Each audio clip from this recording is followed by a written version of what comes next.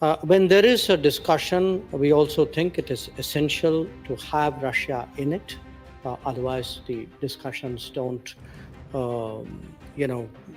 gain further movement. Let me, on my part, make a few points. One, Minister Baerbock and I regularly talk about Ukraine. I mean, we are talking this time in person, but from time to time, we also speak on the phone or otherwise. Secondly, in the last 2.5 years, in different ways, India has had some involvement with various specific initiatives, the grain corridor, matters relating to the security of the Zaporozhye nuclear station, and some other discussions. This year, the Prime Minister Modi, went to Russia in July. He went to Ukraine he had actually met President Zelensky in Italy in June. And then he went to Kiev in August. And obviously, both in Moscow and in Kiev, he had fairly detailed, long discussions with the two presidents concerned. A lot of things were said in that discussion.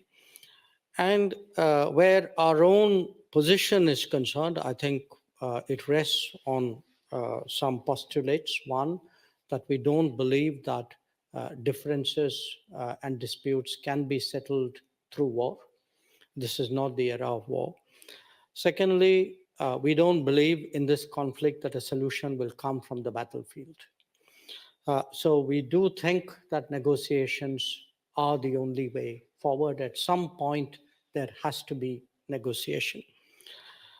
When there is a discussion, we also think it is essential to have Russia in it. Otherwise, the discussions don't,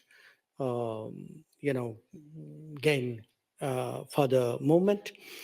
And where India is concerned, I think it's up to what the two parties want. We continuously talk to them. In fact, perhaps you're aware that our national security advisor just went to Moscow in the last few days.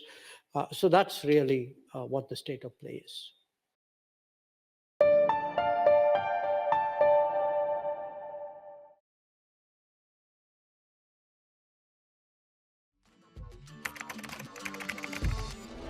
What the changes in India's population and the differential growth rates. This city has emerged. We have a very special guest on the record. The interview. The role that the US side played at that point of time. पूरी दुनिया की नजर. Assume my phone is tapped. I can probably say hello to Mr. Modi. आपके भारत पर है. Episode of Know Your Candidate.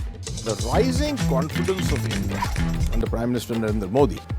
Communist China is the greatest threat. There will come a day that we will see far more radical extremist. I'm still a little perplexed by why we. Your daily dose of news from India and across the world. Cutting edge views and analysis.